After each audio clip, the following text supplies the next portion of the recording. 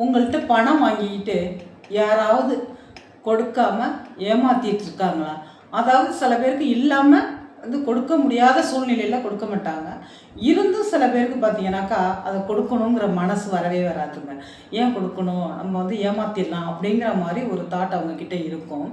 இந்த பணத்தை நம்ம எப்படி வாங்குறது, அவங்க மனசை மாற்றி இந்த பணம் வந்து நம்மக்கிட்ட அவங்களே வந்து கொடுக்குற அளவுக்கு எப்படி வைக்கிறது அப்படின்னு சொன்னாக்கா, நீங்கள் கொஞ்சமாக அருகம்புல் எடுத்துக்குங்க. ஒரு ரூபா காயின் எடுத்துக்குங்க. இதை வந்து ஒரு முடிச்சா போட்டு, ஒரு வெள்ளை துணியில் இதை ஒரு முடிச்சா போட்டு விநாயகரோட பாதத்தில் வச்சுட்டு, இது என்னோட கடன், நான் கொடுத்த பணம் திரும்பி வந்து எனக்கு வர வேண்டும், நான் கொடுத்த பணம் வந்து எனக்கு திருப்பி கைக்கு வந்து கிடைக்க வேண்டும், நான் வந்து ஒரு நல்லா இருக்கணுங்கிறதுக்காக கொடுத்தேன், அதை வந்து அவங்க ஏமாத்துறாங்க, அந்த பணம் வந்து எனக்கு திரும்ப எனக்கு வந்து கிடைக்கணும் அப்படின்னு சொல்லிட்டு விநாயகரோட பாதத்தில் வச்சு உங்களோட வேண்டுதல்களை வச்சுருங்க. அது அப்படியே இருக்கட்டும்.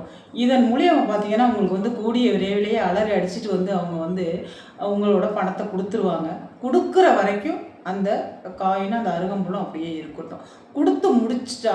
கொடுத்துட்டாங்க அப்படின்னாக்கா அந்த துணியையும் அருகம்புல்லையும் ஓடுற தண்ணியில் விட்டுருங்க. அந்த ரூபா காயின் எடுத்துகிட்டு போய் நீங்கள் விநாயகர் உண்டியல்ல போட்டுருங்க. கண்டிப்பாக அவங்க மனசு மாறி உங்களுக்கு வந்து கண்டிப்பாக வந்து உங்களோட பணத்தை கொடுத்துருவாங்க.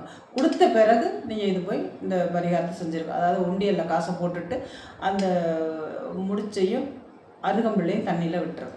இந்த வீடியோ உங்களுக்கு யூஸ்ஃபுல்லாக இருந்துச்சுன்னா நம்ம சேனலை ஃபாலோ பண்ணிக்கோங்க. நான் இன்னொரு வீடியோவில் உங்களை சந்திக்கிறேன். நன்றி.